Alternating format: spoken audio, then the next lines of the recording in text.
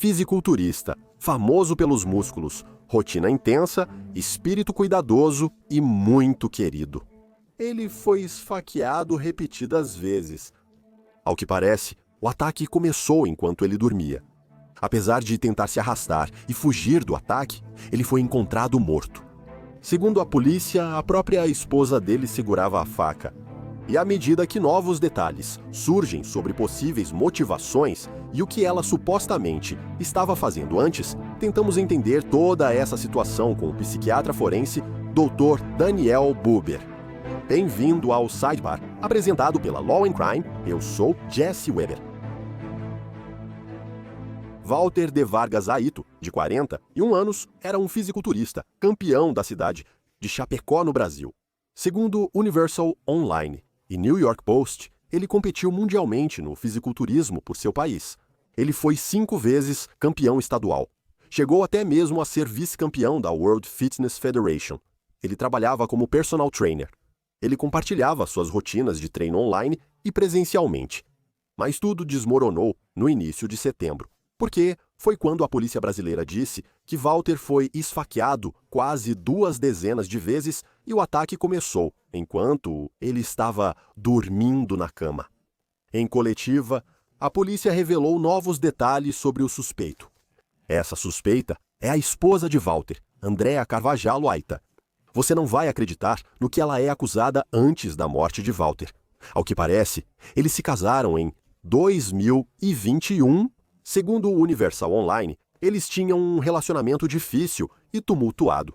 A Polícia Civil de Santa Catarina afirma que Carvalho Aita acreditava que Walter tinha um caso, embora não se saiba se ele realmente foi infiel ou se era só suspeita dela.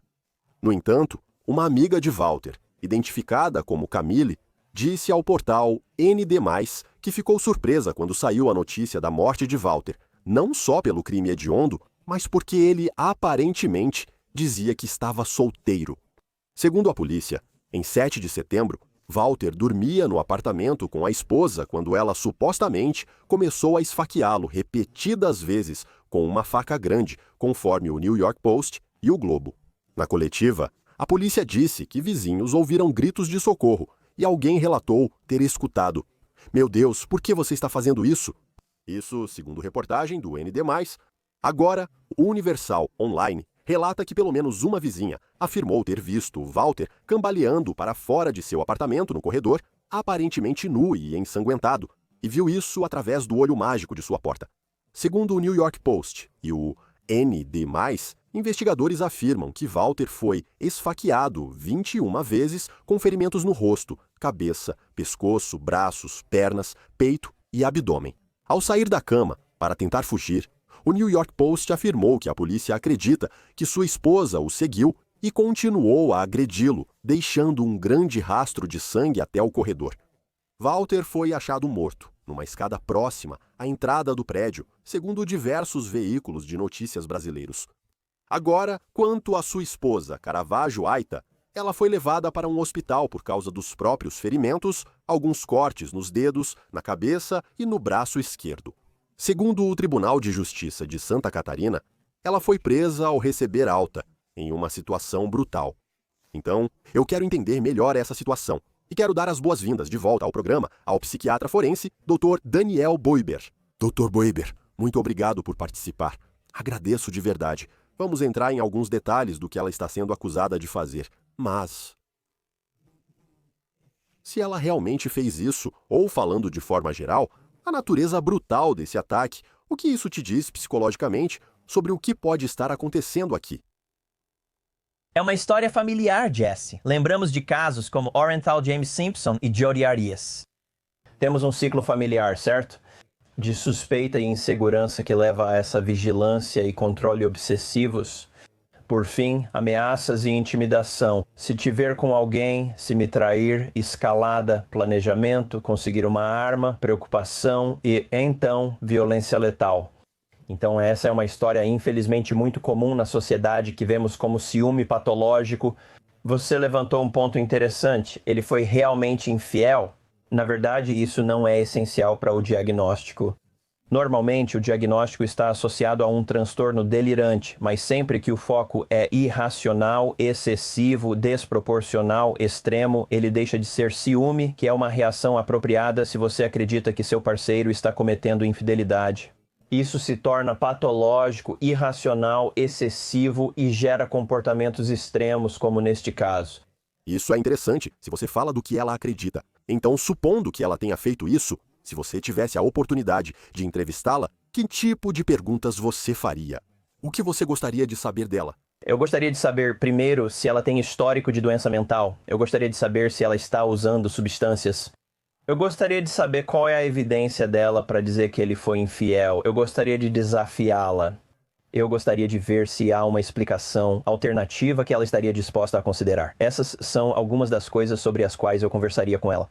Aliás, acho que nunca te perguntei isso antes, mas no seu papel, digamos, numa investigação criminal, você já viu alguma situação em que alguém não se abre ou confessa para as autoridades, mas durante uma entrevista acaba admitindo o crime? Sim, e acho que isso volta à questão de não ser apenas sobre suas qualificações, seja psiquiatra ou policial. Geralmente isso envolve criar empatia, confiança e validar a pessoa. Acho que nessas circunstâncias eles têm muito mais chance de se abrir com você. Vou falar sobre as evidências deste caso até agora. Quero comentar sobre algumas evidências digitais encontradas pela Polícia Civil.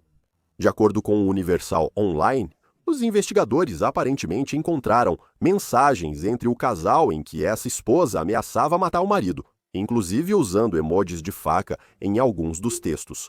O médico mais informa que havia áudios em que ela supostamente afirmava que Walter pagaria pelo que fazia com ela.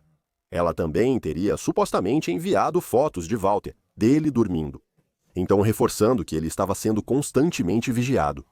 A Polícia Civil também afirmou que ela fez buracos nas paredes do apartamento para vigiar Walter e ver o que ele fazia. Dr. Bober, se isso for verdade, estamos falando sobre um comportamento que foi escalando e que, supostamente, terminou com esse ataque brutal. O que isso te diz? Novamente, a vigilância obsessiva e ruminação. Temos possessividade e medo de abandono, que muitas vezes é um sinal de insegurança profunda. Frequentemente, quanto mais intenso o apego, mais agressiva é a reação.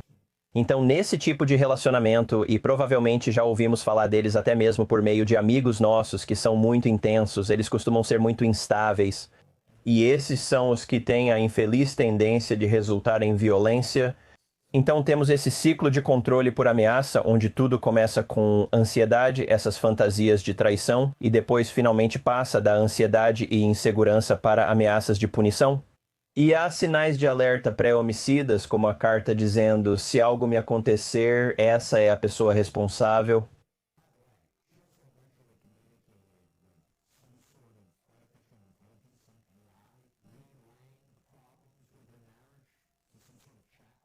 Então, o Basia Notícias relata que registros de mensagens obtidos pela polícia mostram ela conversando com esse bot sobre seus sintomas de depressão, sentimentos de frustração e suspeitas de que seu marido estava traindo ela.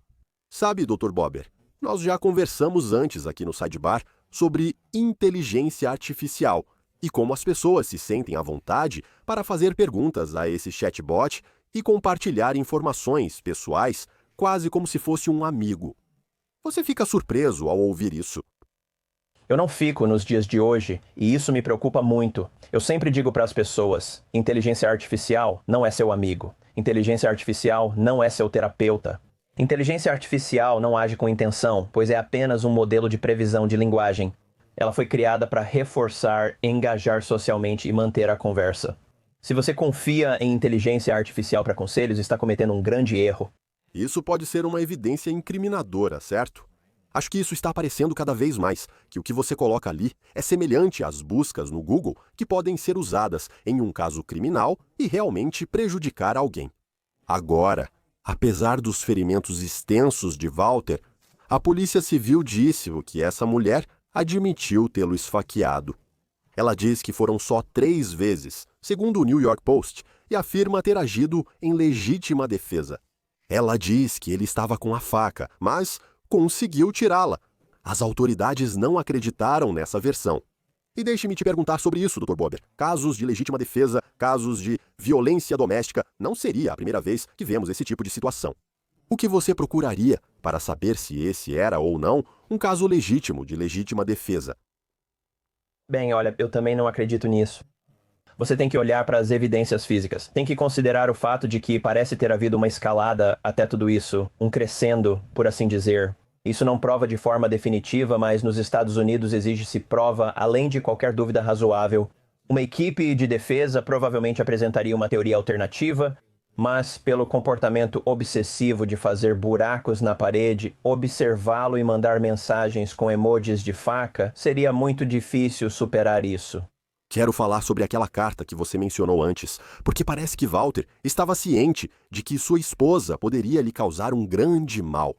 O jornal Post informou que ele disse à esposa que escreveria uma carta, explicando que, se morresse, ela seria a responsável. Vou dizer que, aparentemente, a polícia não conseguiu encontrar nenhuma carta desse tipo.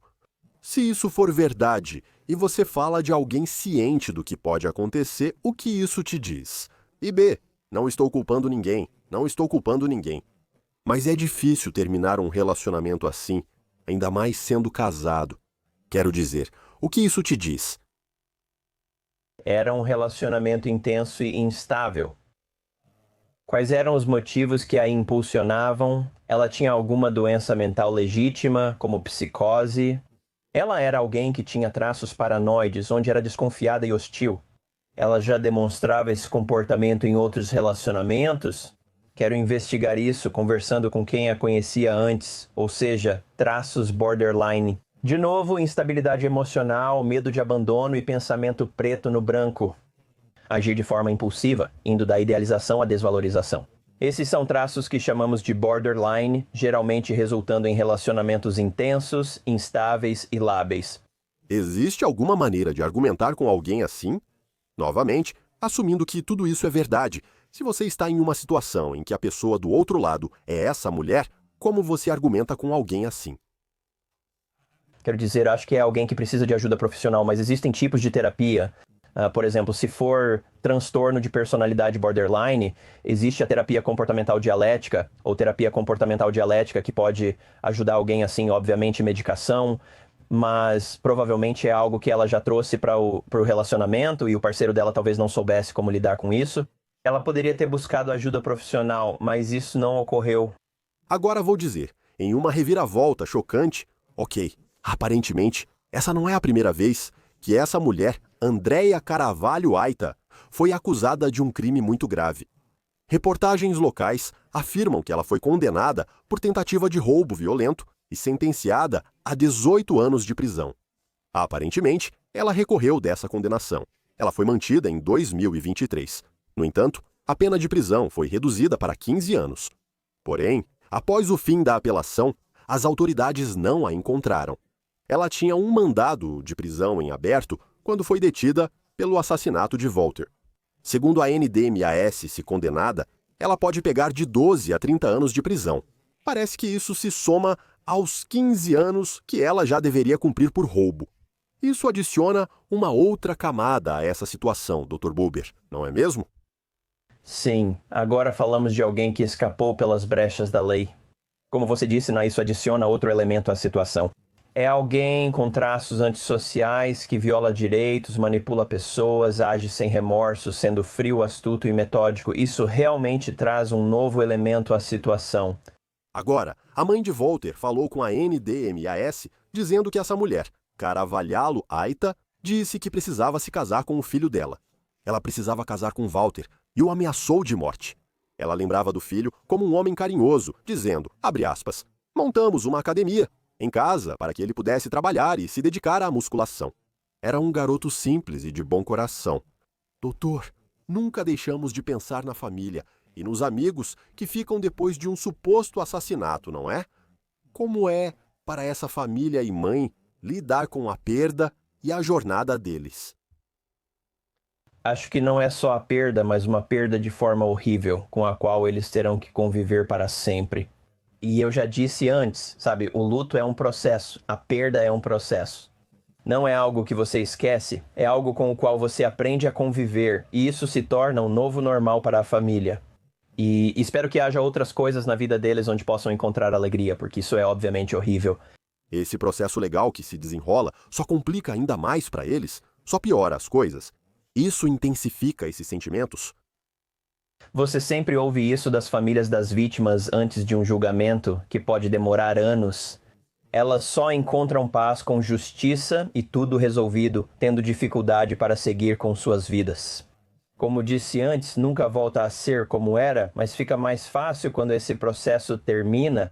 Aliás, eu não estou totalmente familiarizado com a lei no Brasil em relação à defesa por saúde mental, mas supondo que isso tivesse acontecido nos Estados Unidos, com base nesse conjunto limitado de fatos que apresentamos, nas alegações que apresentamos, haveria alguma possível defesa por saúde mental que você consideraria aqui?